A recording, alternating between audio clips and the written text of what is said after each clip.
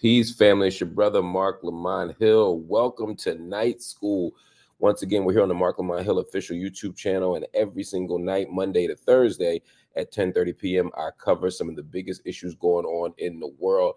It's not TV. It's not podcasting. It is a live classroom where I break down the hottest stories going on in the world, but we go a level deeper. We break it down in a way that the news media simply can't. This is public education for y'all.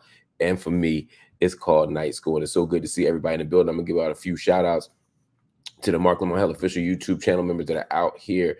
Kime Aboyade Acosta, shout out to you. Beyond Ebony, Assalamu alaikum. She is here present. I like that. I like that. Change Wave here. Talking about the OGs in the building. You one of them. Rose Abilities here. Coyote Hole is here. Farah is here. I hope everything is good with you, Makeda. Makeda, thank you so much for joining me here today. Nivea DiVincenzo is here. Nawadi is here. History Discover is here. So many channel members. Todd, I've been seeing your notes, man. Appreciate you, Bob Vaughan. Thank you. Edric, thank you so much for joining. Odette, Miriam, so many people coming through. C. Shada, my sister, coming through. Farah, I see you. Kayla, let's go. Indy, I see you. So many people in the building. Anyway, shout out to all of you. Darnell Bolton, Jeffrey Bowers, Dre Without, man. It's so much love in the room. So many people here. Ketiwe, so good to see you. Moneybag Kafka, still one of my favorite names. Osman Arshad here. Mike Go Left is here. So many people here. We are going to break down some stories tonight. We got maybe even a couple live Q&As coming in as well. We're going to do all of it here in Night School, and I got a lot of stories to talk about. We're going to talk about Oregon, which is recriminalizing drugs. We're going to talk about an ex-worker who sues Ye, formerly known as Kanye West. We're going to talk about some of the political maneuvers going on in the world. Of course, we're going to talk Gaza, and we're going to talk Diddy. So let's get going, because again, there's so much stuff to talk about, and I'm going to start with the story that I think is one of the most important and interesting stories going on in the world, and that is, or in the United States. Oregon has just voted to recriminalize marijuana possession. Now, this is incredibly important. You know what? Let me say that again, because I want to make sure my information is 100% accurate. 100% right and exact, as we used to say. Oregon has just voted to recriminalize drug possession.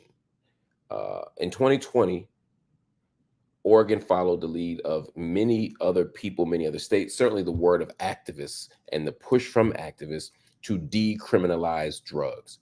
That was in 2020. Well, there's a new law that just got signed by Governor Tina Kotek that charges possession of hard drugs like heroin or meth as a misdemeanor with a penalty of up to 6 months in jail or drug treatment instead. Now, this, again, is a reversal of provisions made with Measure 110, which was a ballot initiative that came out in 2020 that eased the penalty for drug possession. Now, the initial idea behind the measure was to offer solutions for drug addiction and for drug problems rather than to just throw people in jail. However, challenges to set up a new treatment system and a rise in fentanyl overdoses caused the state allegedly to make some changes. So let me be very clear about what's happening here.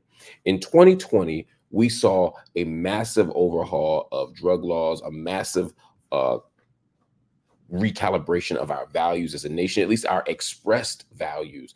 Particularly in the aftermath of George Floyd, we started to see votes to or pushes to decriminalize drugs, to abolish police, or at least to defund police. We started to see more accountability initiatives coming through against police enforcement, and it was a lot of it was a response to the death of George Floyd, which the whole country was forced to look at. Indeed, the whole world was forced to look at. And so drug criminalization was a step toward abolition. It was a step toward decriminalization. It was a step toward creating the world that we actually wanted to see. But unfortunately, when you live in a carceral world, when you live in a world where all of our logics and all of our values and all of our solutions are based in prisons, based in policing, based in locking people up, based in punishment, then we don't know any other way to solve a problem. When the only tool you have is a hammer, everything looks like a nail. And so they said, wait a minute, people are getting drug overdoses, people are getting high off fentanyl. What are we going to do? Oh my God. Um, we want to build a new treatment system, a new drug treatment facility. We want to do a network of rehabs, but we can't afford it. What do? Well, instead of figuring out how to come up with money, or instead of figuring out how to respond to the fentanyl overdoses, which are a problem, they said, you know what? Let's go back to the hammer. Let's just lock everybody up. Now, one way to stop the overdoses, not from fentanyl, but overdoses in general, is to have safe injection facilities, SIFs as we call them.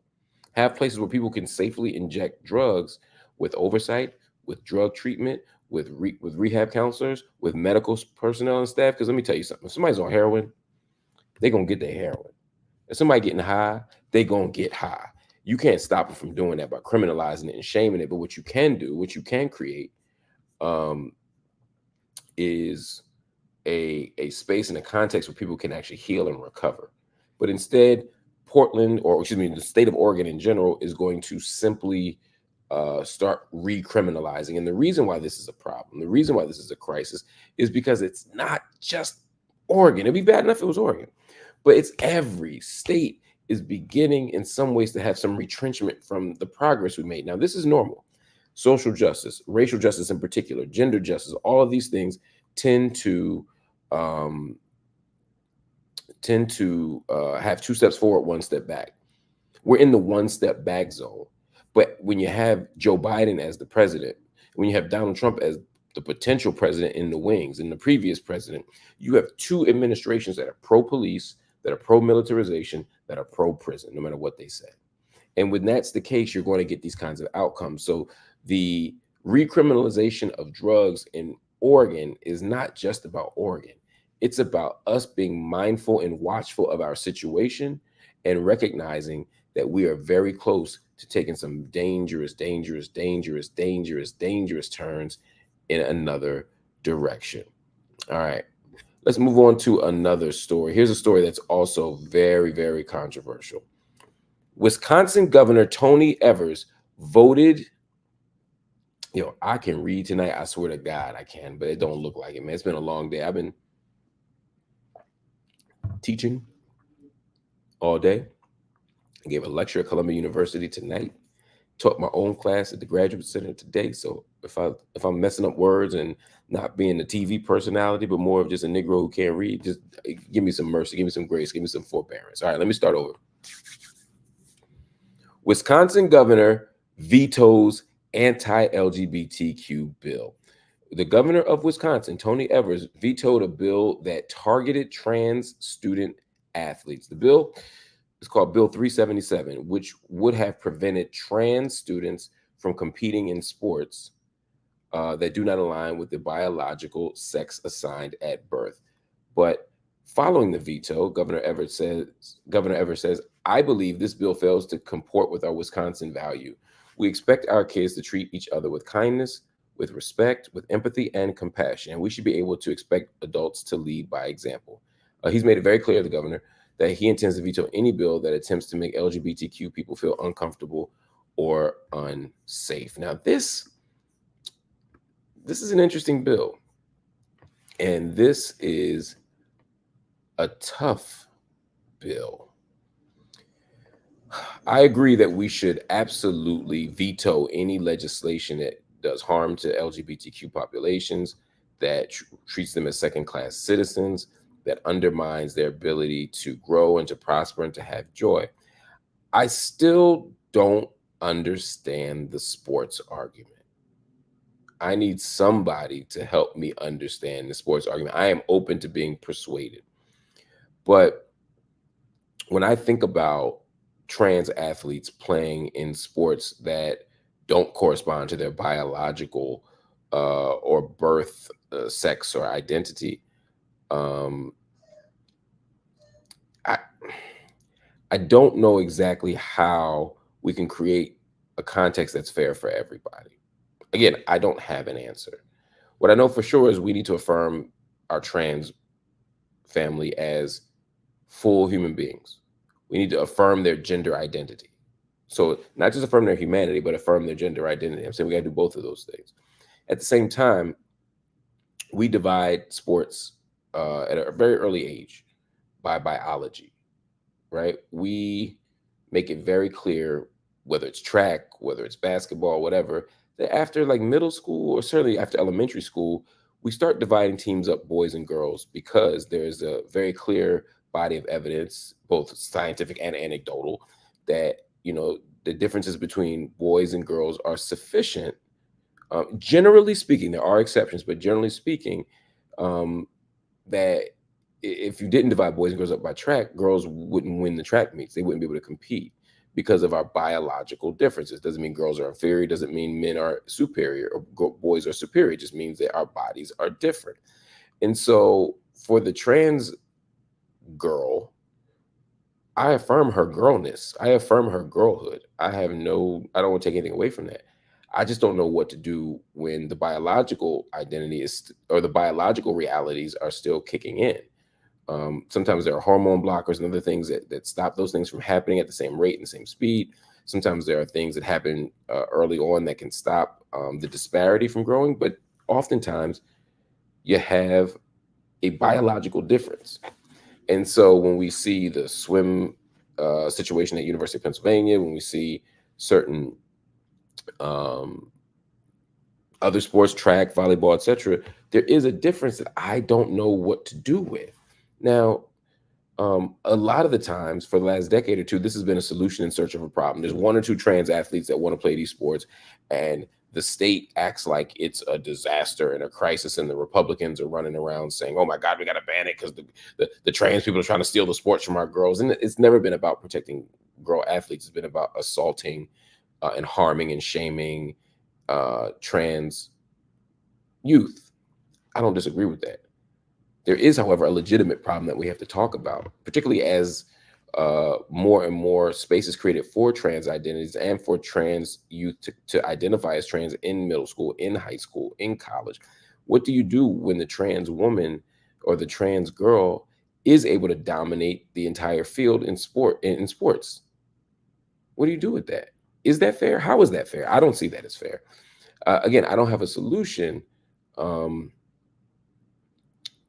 but I need some answers. I have a critique. I have a thought. Rosability said, I would love for you to have a trans person or two on a live to talk about it. That's my goal. My goal is, particularly in light of this bill, now that there's a news peg to talk about it, I would love to have folk on who can educate me on this and explain to me how this makes sense, because I am struggling with it.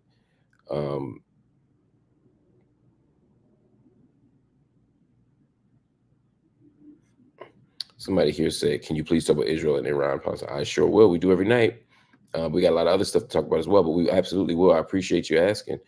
Karen D says it's not fair. Other people, there's a transphobic comment. We're not going to read that one. Of course, we got somebody who comes in every night to talk about Kanye. We'll get to all of that. Brandon, I see you in the wings there too, my brother. I'm going to bring you up to the stage in a minute so we can have a break, have our conversation, and then swing back through for the rest of these articles. But I wanted to get through at least one more story. And then we're going to take a quick break and come back with a guest who I wanted to build with for a second, and then we'll come right back out. This is a story that I am incredibly fascinated by. The last Tulsa Massacre survivors are seeking justice. And let me be clear, they are still seeking justice. This is not new. The last remaining survivors from the 1921 Tulsa Massacre are taking another try. They're making another stab at an effort to seek reparations. 109 years old, a sister is. Her name is Leslie Benningfield Randall. I don't know if y'all know this sister, but her name is Leslie Benningfield Randall. She's been in the news before. She's been in the media before. The New York Times ran a story on her before, I believe, all talking about her attempt to get justice. This sister here she is, our beloved mother. I shouldn't even call her sister. Our beloved Queen Mother here is somebody who is continuing to fight and make, I think, one of the most extraordinary efforts I've seen for justice. She's 109 years old, and she went to the Oklahoma Supreme Court on Tuesday to appeal the dismissal of their lawsuit against the city of Tulsa. Again, she's not coming at this just for herself. She's speaking for all the remaining survivors of the Tulsa Massacre. For those that don't know, in 1921, when a group of white people entered what was a thriving Black community of Greenwood, also known as Black Wall Street. I mean, this is an economically vibrant model of Black self-determination. When they entered this space, they did what white people in 1921 often did. They undermined everything that Black people were doing. They destroyed it. This wasn't like spray painting and kicking in windows. This was complete destruction. This was burning down houses. This was burning down businesses. This was killing hundreds of Black people. This is a literal massacre. And they did it because Black folk were thriving. And so right now there are 2 survivors from this massacre. And in a joint statement, they said, quote, "We are grateful that our now weary bodies have held on long enough to witness in America and in Oklahoma that provides race massacre victims with the opportunity to access the legal system. Many have come before us who have knocked and banged on the courthouse doors only to be turned around or never let through the door." This is a genuinely humble and sort of beautiful statement they're making, right? They're saying, look, we've been through so much. Our bodies are weary. We're over 100 years old. We're just grateful to be in a country and in a state where we can even try to get justice. But let's be very clear. Justice isn't achieved because these wonderful elders can go to the court and make up an appeal for reparations. Justice is only achieved if they get the reparations. And if they get the reparations, that's still only a partial victory. And to be clear, what they're asking for, the lawsuit is seeking reparations for injury, public nuisance, and unjust enrichment that some people have gotten from exploiting the massacre. So to me, this is a no-brainer. How the hell do you not give reparations to the survivors of a massacre? But America does not ever want to own up to reparations. America doesn't ever want to be honest about the damage and the harm that has been caused by the American apartheid state. And so it's not that they could easily give these people some money, have them sign an NDA and make them go away. Like, hey, y'all stay away. Shut it all down. They can have a feel-good story, but they don't want to do that. Not because they don't care about this woman. They don't care about this woman, but that ain't the reason. They don't want to give reparations right now because to give reparations right now to the survivors of the Tulsa Massacre, then it'd be like, well, now we have to start having a conversation about the victims of other massacres, the victims of other systems of injustice within America. The most important one, the most significant one, of course, being American slavery. You got to be able to get reparations for being enslaved if you got reparations for being in the Tulsa Massacre. And if you start talking about reparations, you then have to talk about the descendants of those who were harmed. So now you turn it up a notch, right? Because now you got the people who are survivors, because you can always outlive survivors. But if you start talking about the fact that the children and the children's children are due reparations, as we are as descendants of slavery, then America has a justice claim that it has to manage and adjudicate and respond to in a way that seems fair and is fair. So America doesn't want to give the Tulsa Massacre victims reparations. They don't want to give this beloved Queen Mother of ours, again, her name is Leslie Benningfield Randall. They don't want to give Mother Randall what she's due because they don't want to have to give all of us what we are due. But this is a reminder of what is going on right now. We have a president, we have a presidential candidate. We have a Congress And we have state level politicians, city politicians, all of whom have done almost nothing to produce reparations for us. They've done almost nothing to produce justice for us. They've done almost nothing to even acknowledge the legitimacy of our justice claim as descendants of slavery. So against the backdrop of that,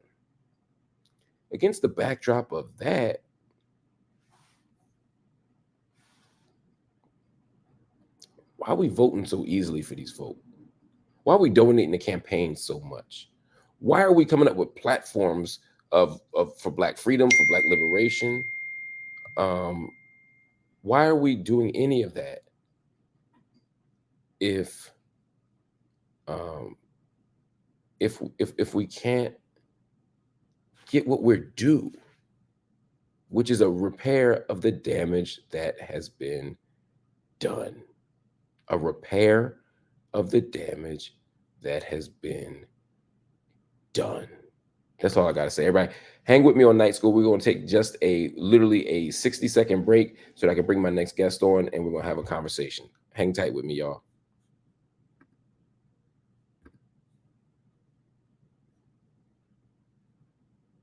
Right? You make her happy, so you'll be all right. And happy wife normally is about happy life for me. Right, that's what I'm saying. It ain't about her, it's about you. So Van says that because Jewish people showed up for Black Americans during the Civil Rights era, he now feels compelled to stand with them now. Let me be clear. What's the white liberal ideology I'm following? I'm not saying you. No, that's what you said. So I'm saying which one? No one is free until we are all free. There's no room for any injustice.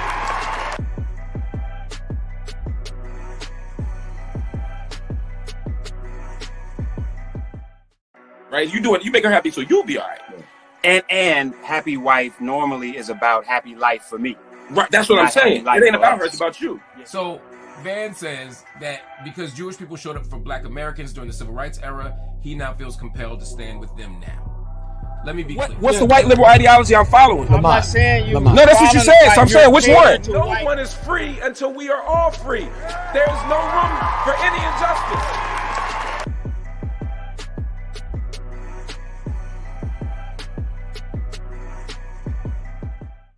Right? You make her happy, so you'll be all right. And happy wife normally is about happy life for me.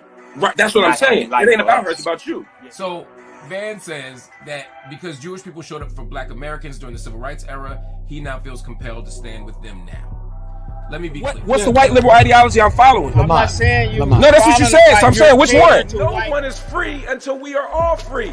There's no room for any injustice.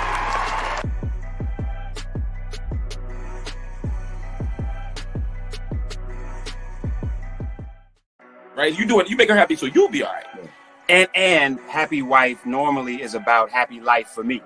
Right, that's what I'm saying. It ain't about her, it's about you. So Van says that because Jewish people showed up for Black Americans during the Civil Rights era, he now feels compelled to stand with them now. Let me be clear. What's the white liberal ideology I'm following? I'm not saying you. No, that's what you said. So I'm saying which one? No one is free until we are all free. There's no room for any injustice.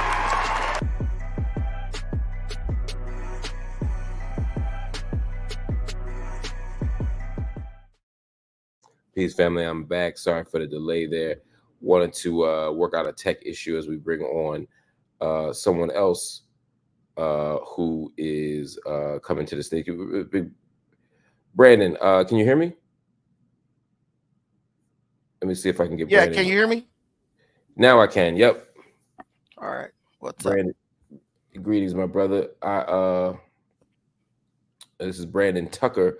Everybody, I'm supposed to have lower thirds, but I'm rolling low tech today, so I don't want you to think as a guest we didn't have you. So one of the things we do here, everybody on Night School, is we have something called office hours. Office hours is an opportunity for me to have live Q&A with people in the community. Sometimes people who are in the comment section. Sometimes people who are out in the world. And I came across this brother Brandon, who identifies as a Pan-Africanist. Correct? Yes. This brother Brandon, who identifies as a Pan-Africanist, and so I saw a comment of yours on Twitter that I found interesting, and so I wanted to build with you about it. And I say I always like to have the conversations with folk in person so that we can actually build. So yesterday I notified Twitter. I posted on Twitter an announcement about the YouTube channel, about this channel that we're on right now.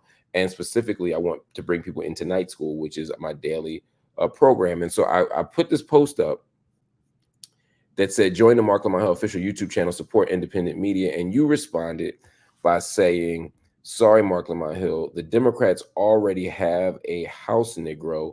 His name is Roland Martin. Can I call you Struggle Roland?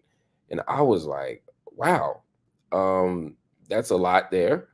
And that's why I reached out. I said, you know, I always like to create space to have conversations with Black people. I always like to have conversations with people who have a critique. So I guess my first question for you was, when you say the Democrats already have a House Negro, what about me suggested I'm a House Negro for Democrats? I'm just curious. I mean, Mark, if I could call you Mark. I mean, let's not pretend like for years you weren't a part of the Democrat machine pushing all these different Democrat in my opinion, radical ideologies that they used for so many, that they pandered to for so many years to try to gain power, right? You fell out with the Democrats in 2018 when you stood up for Palestine, which I would say is a just cause. You know, I'm okay with you there. And basically, the Democratic military industrial complex turned on you because you didn't play along with the narrative that they tried to force down our throats about Israel. So I just look at you as a person who, you were burned by the Democrats. Now you have an issue with, why are people voting for Joe Biden? Why are people voting for Democrats or whoever? Which you said before that I was supporting the Democrats. You were right there. You were right there. Lockstep. So let me bring up a couple things. Here's a piece that I wrote in 2008 called "Not My Brand of Hope." Did you vote for Obama? I don't know if you're old enough to vote. Did you vote for Obama? Yeah, I voted for Obama the first term. So you voted for the Democrat. In 2008, I was the most visible and prominent Black person at this time to say why I wasn't going to endorse President Obama. In fact, here's the piece I wrote in The Root during the first year that The Root was around, called "Not My Brand of Hope." And I break down all the reasons why I didn't vote for Obama and why I wasn't going to vote for Obama, right? Right. Now I'm going to show you something else. Now here's a piece where it says, I didn't write this piece, they wrote the piece. Marc Lamont Hill to vote Democrat for first time in 24 years. So you're saying up until 3 or 4 years ago, I'm sorry, until 2018, I supported Democrats. But according to this article, I've only voted for one Democrat in a quarter of a century. According to the chronology, even of this piece, I didn't vote for it. You do know that I'm a lifelong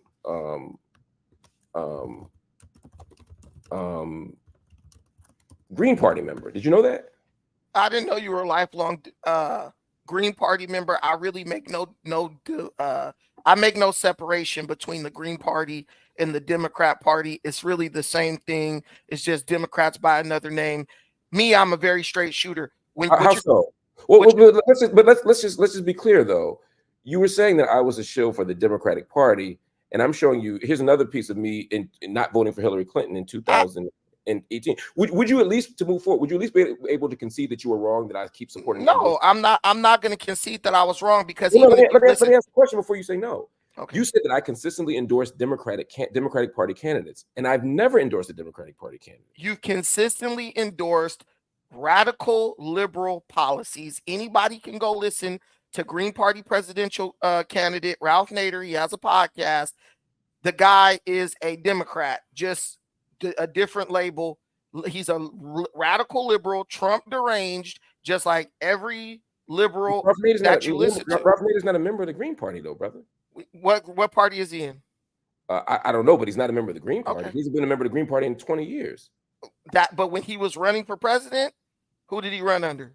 In 2000, 24 years ago? Who did he run under? Yeah, 24 years ago, he was a Green Party. Okay, what you got to understand is, when I voted for Obama, I was 23 23 or 23 years old. It was actually my first time voting. But once I saw, when I was able to see the writing on the wall, I didn't vote for Obama the next term. I voted Republican. And since then, I've been voting Republican. You had a time during. Okay, so just so I'm clear. Even so, when you say, so you're saying that even though you say I endorse these Democratic Party candidates, right? Not people who are like Democrats or liberals. I didn't say you endorse Democratic Party candidates. What I said is you specifically did. You specifically did, and I can rewind and show you when you said that.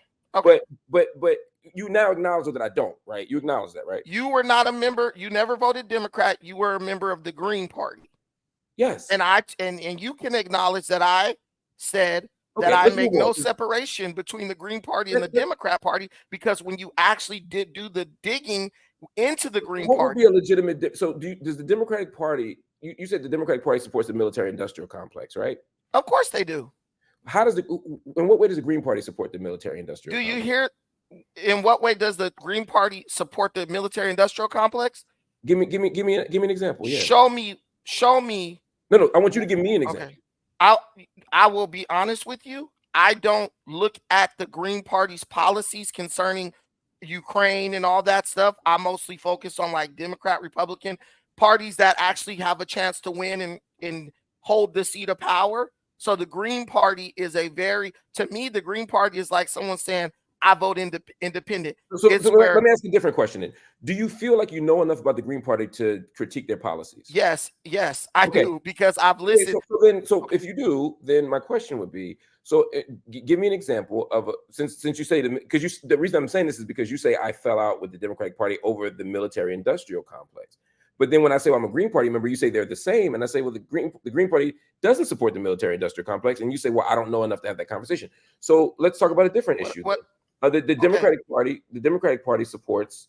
Does the Democratic Party support reparations? The thing here, Mark, we're not really here to argue about the Green Party. What we're here to discuss. Well, no, I'm not talking about the Green Party. You made a point to say I'm a House Negro for the Democrats. Yeah. And I'm not a Democrat. Listen, let's take Democrat out. Liberal, so let's take radical liberal you're saying let's disregard policy. What you said. Okay, so radical liberal policy. Okay, as black people, as black people, right? I'm a Pan-African, so I focus a lot on black people, but white people are great too. They're Americans. I'm an American. I love America. Mark, we are at a crucial stage in the trajectory or downfall of our country. That's not the time to get lost in the weeds arguing about the ins and outs specifics of the Green Party. Here's the fact. Nobody from the here's the fact.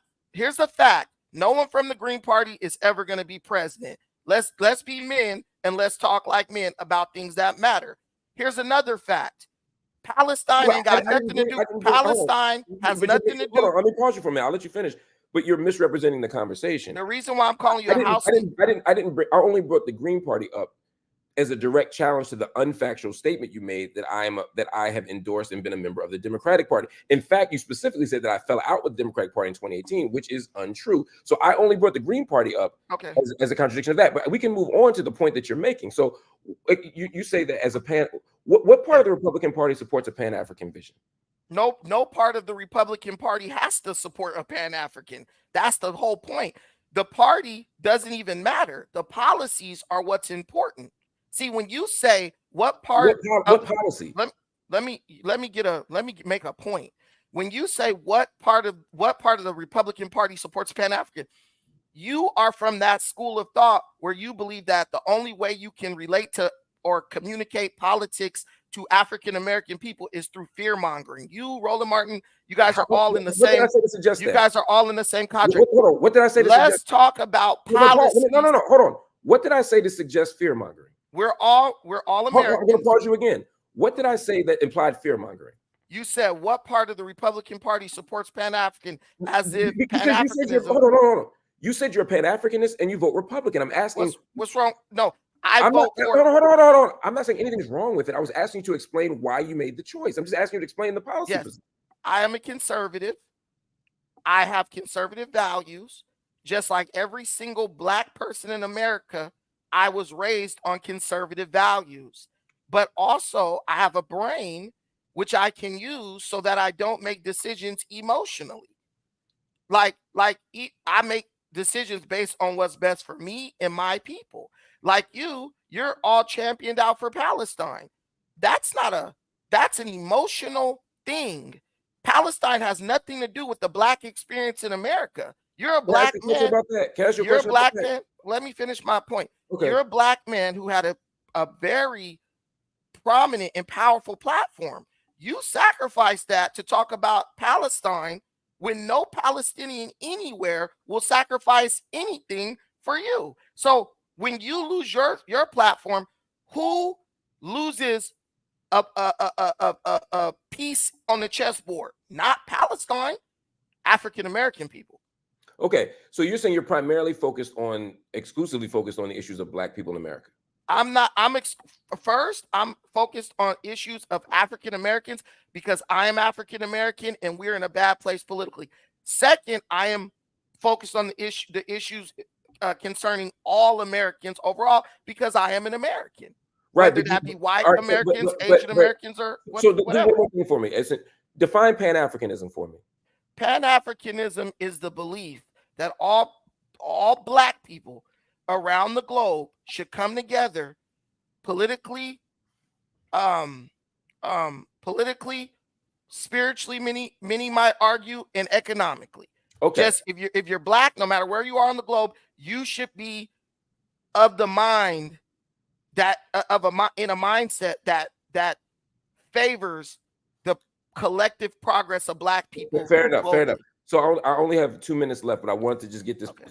So you're criticizing me for not being focused enough on blacks in America, but your identity as a Pan-Africanist means you're concerned with people in countries all around the world. Right. You don't see the there's black people in America. There's black people in America. So hold on, let me finish. You asked me to let you finish. I'll let you finish. You said you had 2 minutes and you taking up the 2 minutes. I'm going to give you the 2 minutes, but I am going to talk on my own show. Okay. So you'll still have your 2 minutes. But I have my own show, but go ahead. I didn't say you don't have a show. This just isn't it. What I'm saying is we have 2 minutes. I'm going to talk, and then I'll give you a chance to respond, and you'll have the same amount of time you would have had if you don't interrupt. So you're saying I should only be concerned with black people in America. That is your...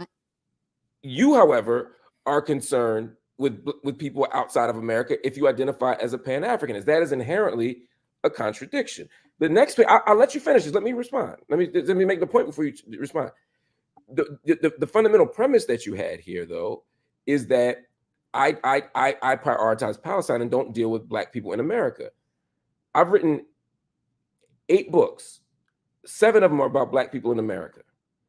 I run a community education program for black people in America. I do organizing and activism for black people in America. I fight to release political prisoners, all of whom are black, here in America. I open a bookstore for black people here in America. I've taught at HBCUs here in America for black people. All the media platforms, BET, the Griot, the Root, all media platforms, Black America. So I have 2 questions for you, right? And then you can go at it however you want. And for the full 2 minutes, you ain't lost a thing. First question is, what am I not doing for Black America that is sufficient? And the second question is, if you care about black people all around the globe, then why not deal with the black people or the African people who are in Palestine? Those are my 2 questions. Okay. So what I'm just gonna make this straight to the point. African American people, our people who live in America, our political ignorance actually impacts the rest of the world. It's no secret that black people voting for Joe Biden at a clip of 87% was the #1 reason why he actually was able to take the White House. But Joe Biden's presidency directly led to war, whether it's the encouraging of Ukraine to join NATO that him and Kamala Harris engaged in when they made an agreement with Russia not to do so, or if it's the rubber stamp, or the rubber stamp that Biden has given to Israel to commit genocide in Palestine. What I'm telling you, Mark, is your priorities are messed up. if you were a black man focused on black people in America, not just sitting up trying to talk about LGBTQ and all this stuff that these What are issue am I not. not talking about, though? You still haven't I answered the didn't question. interrupt you though. You Let did me interrupt me. talk. Actually, you I'm did interrupt making me a like 4 point that times. was. Remember we had the whole exchange about not interrupting, but I'm asking you to answer the question, though.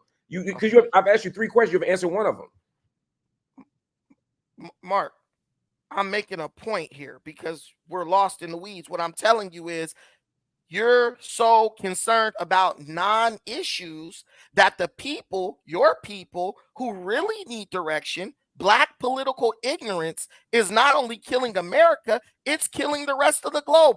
Everything you are fighting for is directly impacted by the vote of African Americans. If Biden didn't get an overwhelming amount of the African American vote, we wouldn't even be having war in Ukraine, which I believe led directly to the situation in Israel, because we would have had Donald Trump in office, a president that is proven to be anti-war, even if it is only for economic reasons. That's just not true. Okay.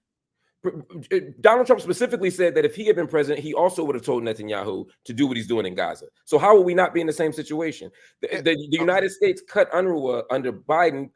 Trump cut it before Biden did. So there's not a single policy that you could name that Trump has demonstrated that would be different in Israel. But you still didn't answer my question. Okay, what is the policy that affects black people that I'm not dealing with? Just tell me the policy. The policy that affects black people, it's not even the policy, it's the lack of policy.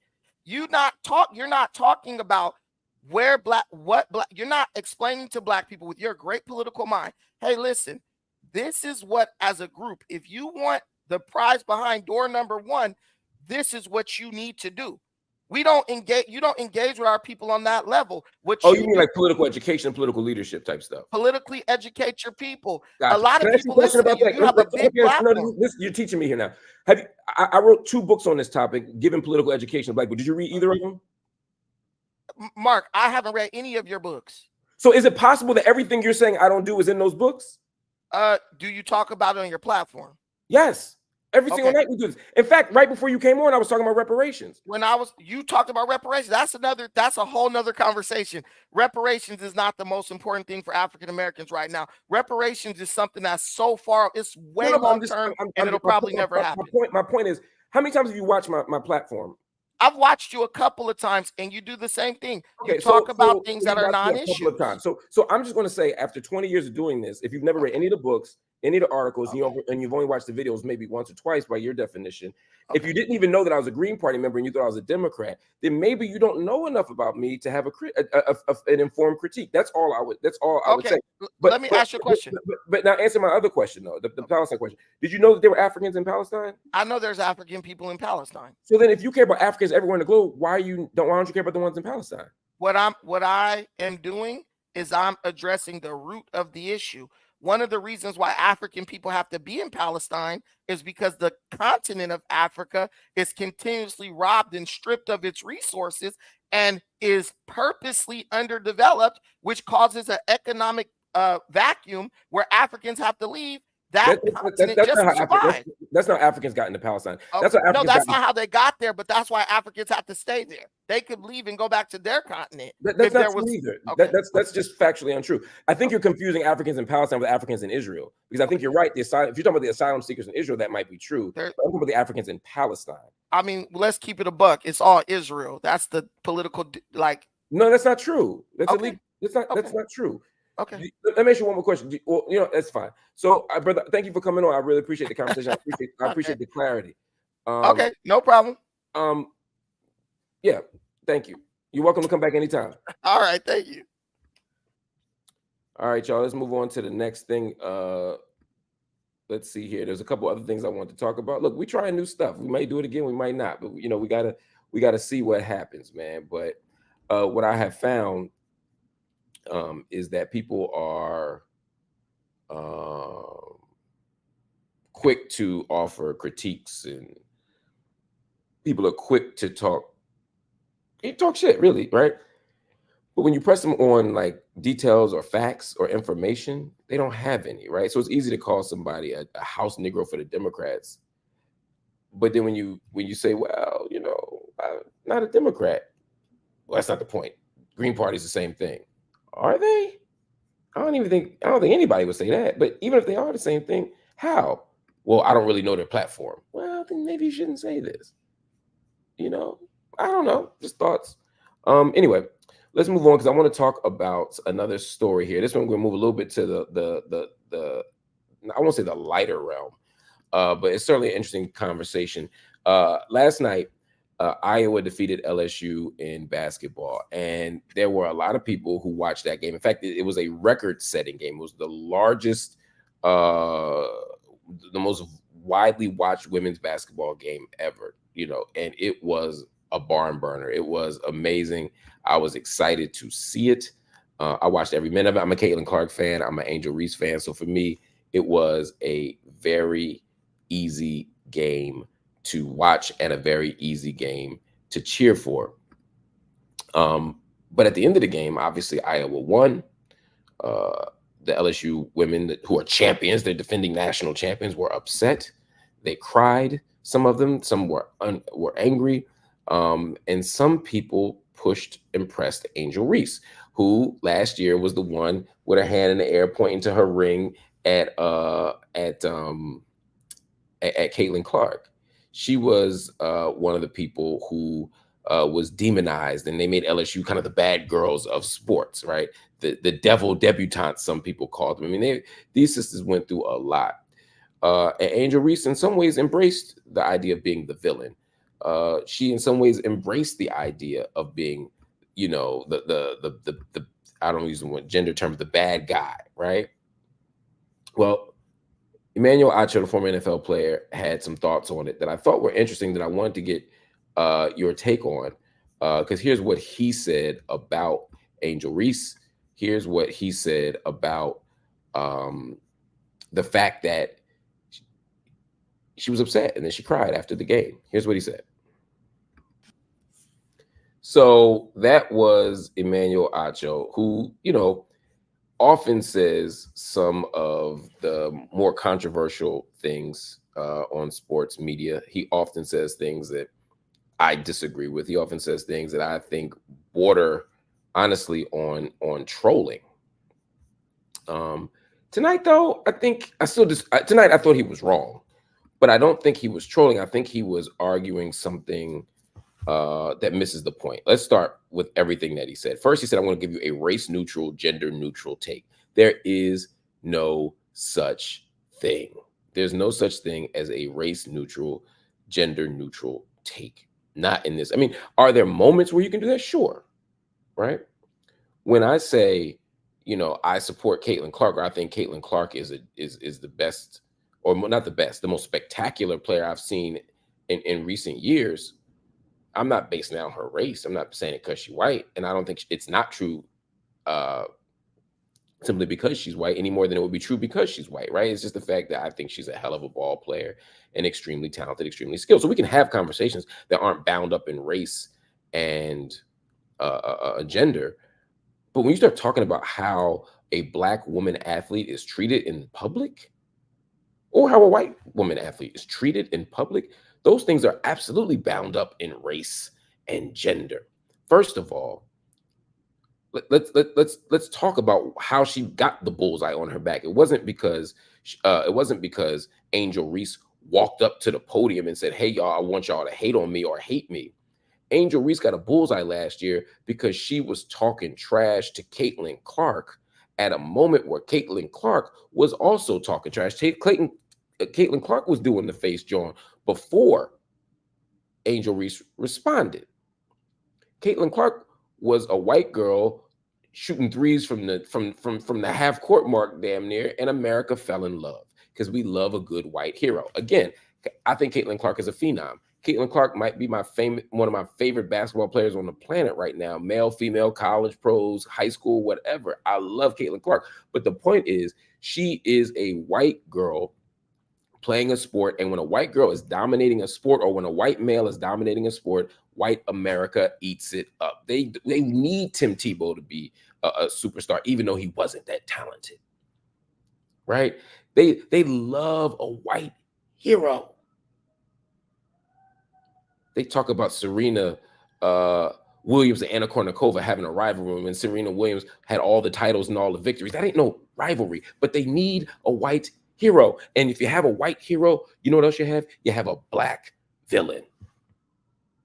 And so Angel Reese became the villain because they walked with swag and they talk. So when a white girl does it, oh, she's Larry Bird.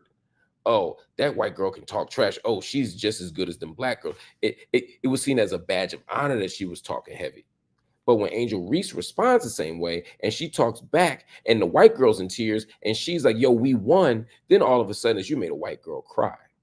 Now, that ain't Caitlin Clark's fault. Caitlin Clark loved the trash talk. She loved the back and forth because she's a competitor. She is a warrior out there on the court, just like Angel Reese is a warrior on the court, just like Flo J is a warrior on the court, just like that whole LSU team are warriors on that court. But what they want to do is paint those black girls as wrong, paint those black girls as demons, paint those black girls as problems. They have a workout routine before the game, but they painted it as they don't even come out for the national anthem, as if they are these anti-American radicals, when in fact they just have a workout routine that their own coach, a white woman, gave them. So this isn't about that, but they tried to make it about that. So when Mr. Acho comes out and attempts to paint this picture and say it's race neutral and it's gender neutral, nah, bruh, it's not. There is no such place in America. There is no such place. Now, yes, did she take on the badge of the villain and be in the back? Yeah, you do that in sports. It's okay to talk trash. It's okay to be tough. It's okay to be a dog out there. That's what we say. But when white people do it, we admire it. When black women do it, we don't. Now, she didn't go up to the podium and make excuses. She didn't go up to the podium and complain. They asked the woman a question. They asked Angel Reese about what she'd been through. So let's tell that story honestly. Angel Reese didn't go up there copping no pleas or making excuses. They asked her what she'd been through. She said, I've been through so much, because she has been. Because they gave her death threats. Angel Reese gets death threats. Angel Reese has AI drawings made up of her that made it look like she was involved in porn. You know, he said, well, if you act grown and you get paid like you're grown and you talk like you're grown and you got to take it. No. First of all, she doesn't act grown. She's a young woman. She's a college student. Let's treat her like a college student. She's not a pro. She will be a pro. She's going to be a phenomenal pro, but she's not a pro right now. She's a college student. So when these white kids, whether it's, think about the Ryan Lochte situation. I mean, you will have a grown-ass man, 30 years old, causing problems in the Olympic Village, and they'll say he's a kid. But somehow this woman now is grown. There's nothing we do with black women and girls. We try to adultify them. Angel Reese is a young woman in college growing into adulthood. Let's be honest about that. Let's not turn her into this grown-ass black woman when these old-ass white men get to be boys. Boys will be boys. Nah. And yes, she gets NIL, but she ain't getting tens of millions of dollars to play the sport. She's getting what all college athletes are starting to have access to. Did she get a lot of it? Yes. She said, get your money up. Yes, because she won. And she's telling people, if you're going to use my name and use my image, you're going to have to not exploit me. You're going to have to actually use me, or not even use, you're going to have to pay me properly. But now y'all using these as demerits against this black girl. Knock it off. Now, I agree with you. I agree with you, Emmanuel, that when you talk trash before the game, you got to hold that L after the game. We agree on that. But let's be very, very clear. Let's be very, very clear. She did hold the L. She did carry it with dignity. She did shake the hands of her opponent. She did salute them. She did all the right things. So let's not pile on this young woman or give the mainstream media more reason to believe that she deserves something that she didn't get, or that she got something that she didn't deserve, because neither are true in this case. And I just wanted to say that and hold that there. We got to support each other a little bit differently. And it comes with black women and girls, we got to do it a whole lot more, because those LSU sisters played their hearts out. They played hard. They played well. There was just a better player on the court that night and a better team on the court that night. And that's what that is. All right, y'all. We got one more story before we run, or two more stories before we run. Ye. Woo. We haven't had a good Ye story in a while. The rapper Ye, formerly known as Kanye West, is being hit with a new lawsuit that comes from one of his former workers. Now, this is the season for that. As y'all know, as you can tell, a lot of former employers are using this as an opportunity, using this as a moment to sue their bosses. Right? A lot of celebrities getting sued by former employees. It's just what's happening right now. Well, the man's name is Trevor Phillips, and he worked at both Yeezy and he also worked at Donda Academy, and he is demanding $35,000. Now, that's not a lot of money when you're suing someone with the reach and the wealth of Ye, but he's demanding $35,000 in damages for discrimination, for wrongful termination, for labor code violations, and much more. Now, according to the lawsuit, he says that Ye said he wanted to put a jail in the school. He also says that he wanted to shave students' heads. Now, here's the thing. There would be a time where I'd be like, this is yet another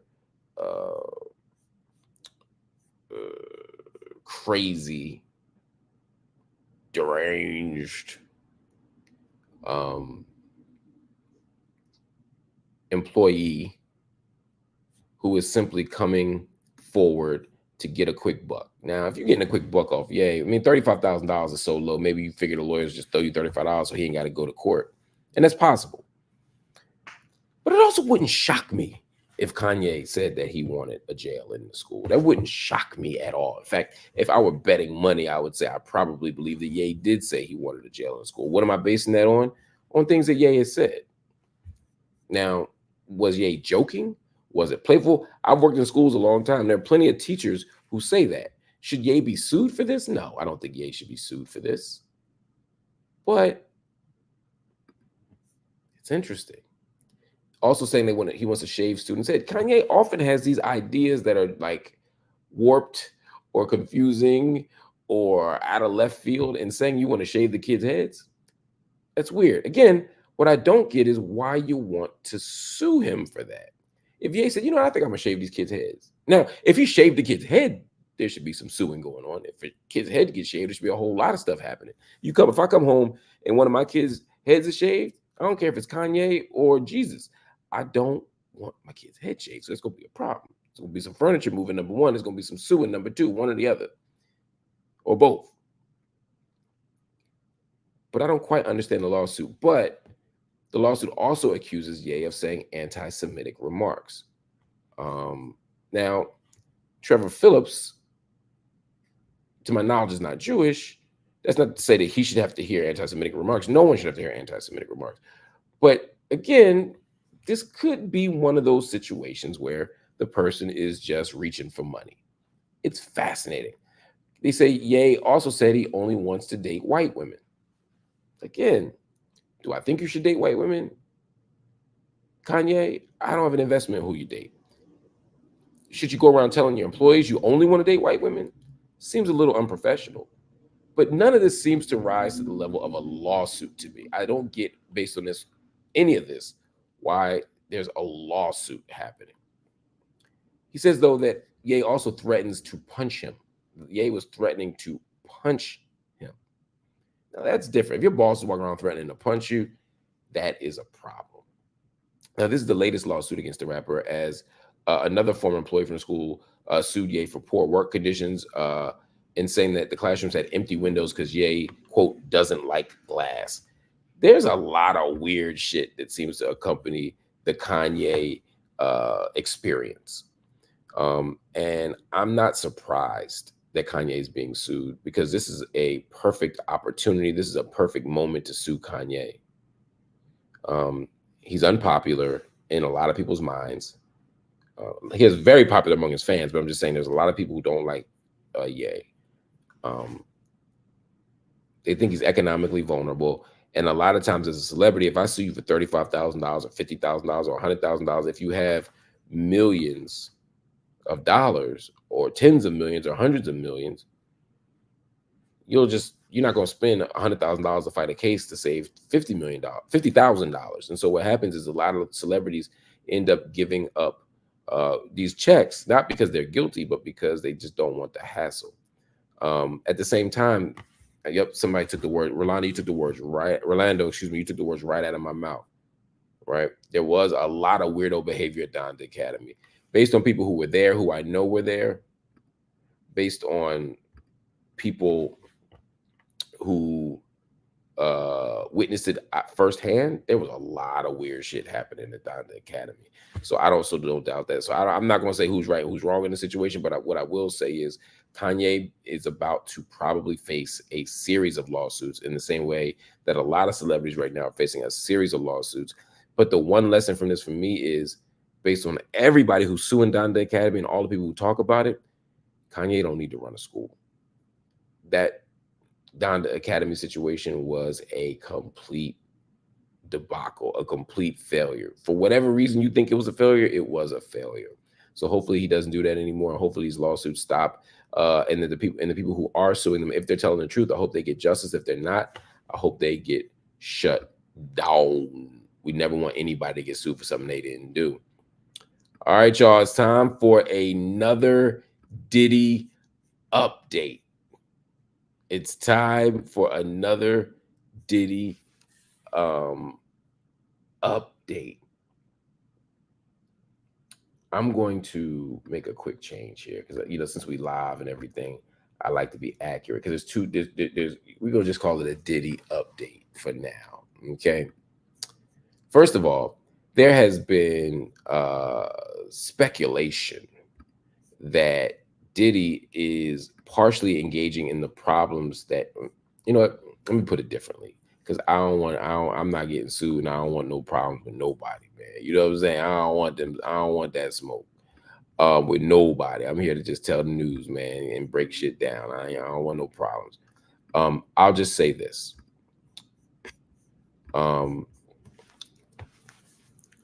Let me reset myself. All right, y'all, it's time for another Diddy update.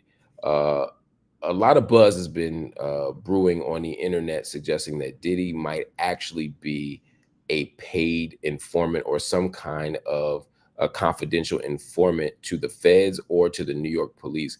This is not a theory that I'm coming up with. It's been bubbling on the internet for the last few days.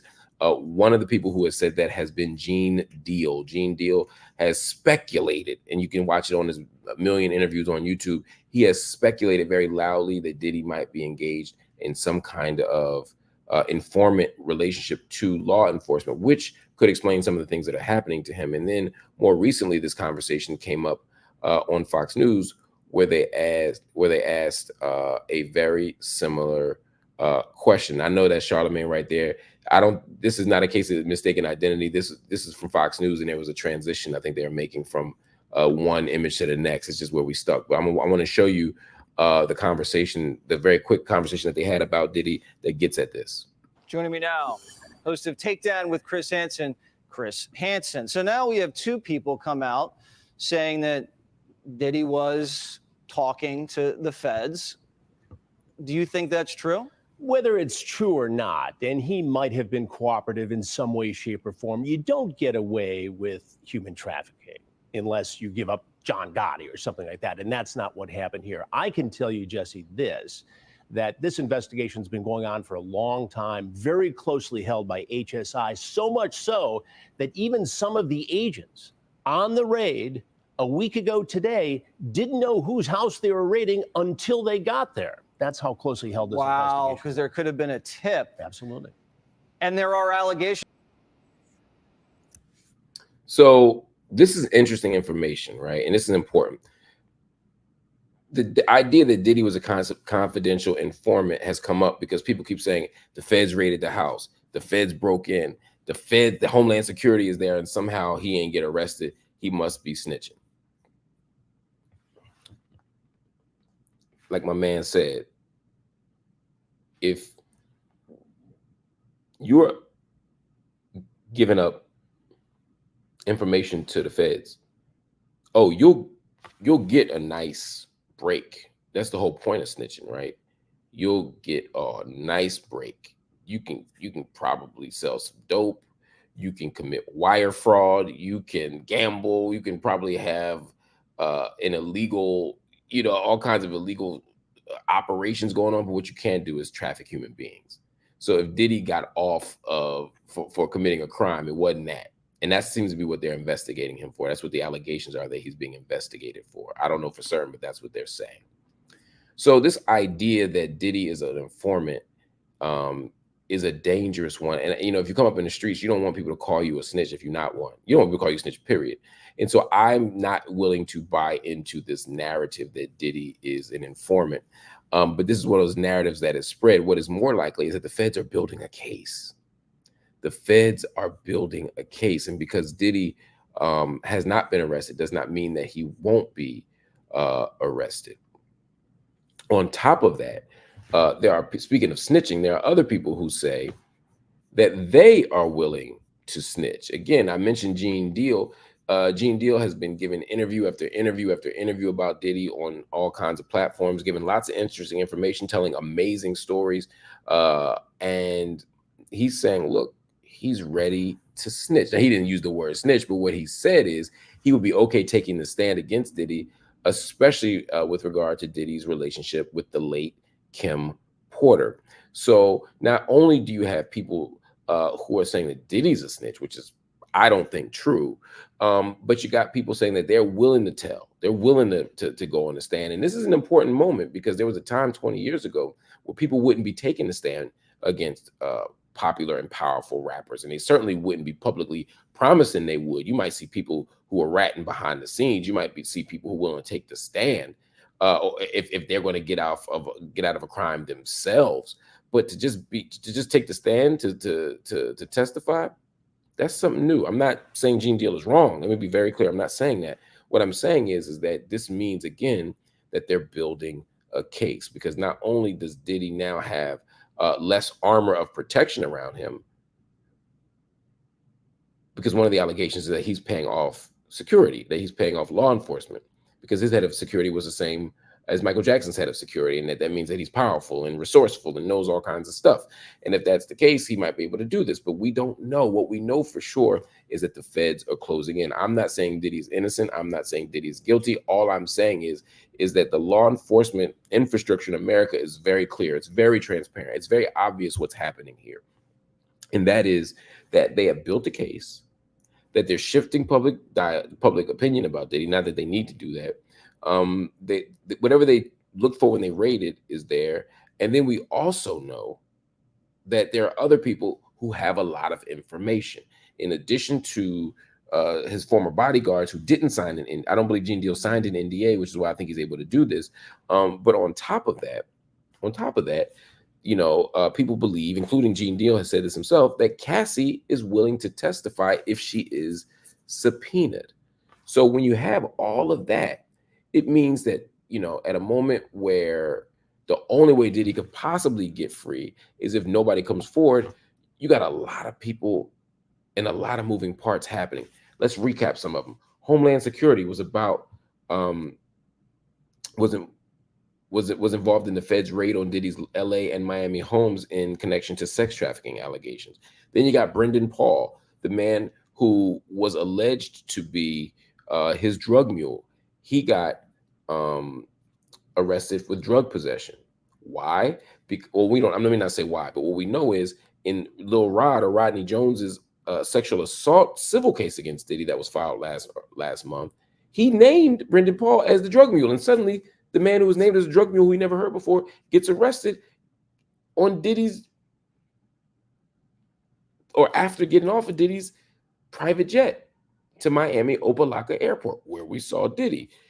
It was reported that Diddy sold his share of the Revolt TV network to Essence Magazine owner Richelieu Dennis. Now, again, I don't know if that's true yet. That has not been finalized or confirmed, but we know that even the talk of him selling his Revolt shares after stepping down as CEO of Revolt a couple of months ago is telling. You had Teray, the journalist, claim that Diddy fired his male relative from an internship because Diddy refused to spend the night with him.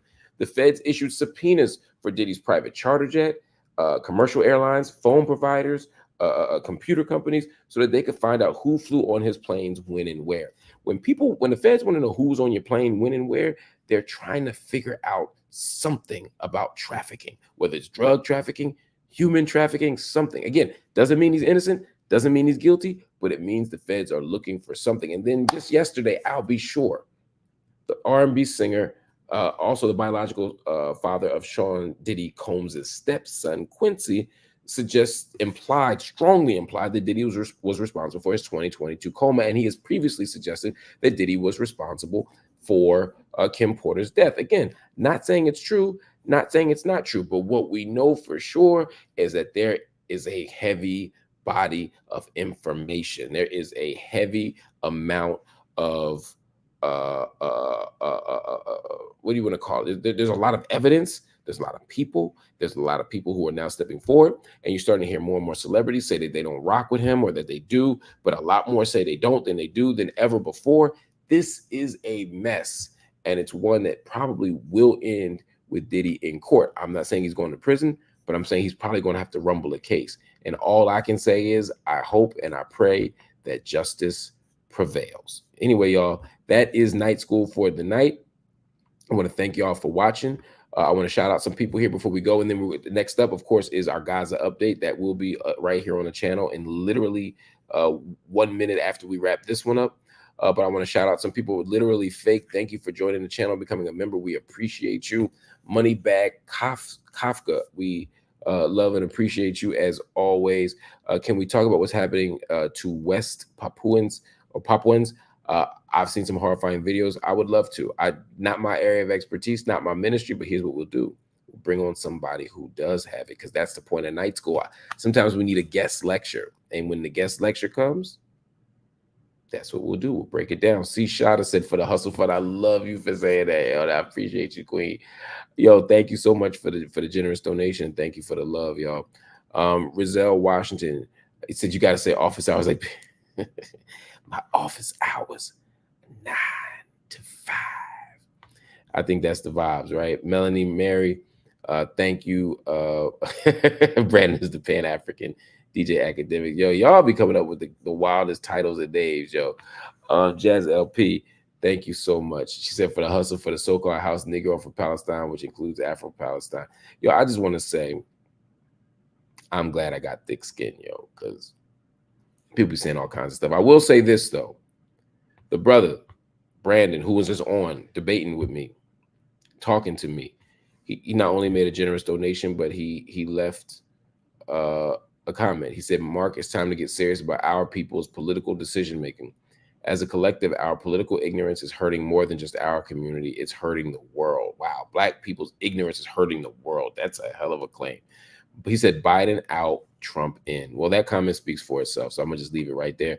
Bob Vaughan, thank you. Yes, we're going to do some more office hours tonight. We'll do some Q&A after the Gaza update. Meg L, thank you so much for always being so generous with your time, your resources, all of it. I appreciate you more than you could possibly know. I'm so grateful. Everybody, hit the like button. Let the YouTube algorithms know you rock with us. Let the YouTube algorithms know that you're engaged in this content so that the word can spread. Night School is growing every single night, and I want y'all to know that I appreciate watching y'all. I appreciate talking to y'all. I appreciate engaging y'all. I appreciate debating with y'all. I appreciate the support. So hit the like button. Also hit the subscribe button. Some of you have come on here night after night after night and have not hit that subscribe button. Hit the subscribe button. Let YouTube know you're rocking with me. Let them know who your squad is. Also hit the notification button, that little bell to the right of the subscribe button, so that YouTube will notify you when there's new content coming up. Yeah, somebody said give Brandon a membership. I think that would be dope. Do you subscribe to other people's pages, Mark? Yeah, I do. I subscribe to a lot of pages, yo. I subscribe to a lot of pages. I wish I could show you, man. I'm curious to know why you asked that, but yeah, I'm happy to share my list of subscriptions, but I follow a lot of people every single day. I'm a YouTube nerd. And by the way, if you're so inclined, I also ask that you all join the channel. If you're out there and you want to continue to support this kind of, if you want to support this kind of programming, then we ask that you join, because when you join the channel, You become a monthly subscriber. That allows us to build content, that allows us to edit content, that allows me to hire staff, that allows me to put money toward our production studio. It allows us to build and grow and expand. It allows us to publish the Mumia Abu-Jamal podcast that I do with him called The Classroom and the Cell. It allows us to build and grow and share ideas. And I know some of y'all don't like to give money to YouTube because they take some of it. I ain't mad at you. I agree.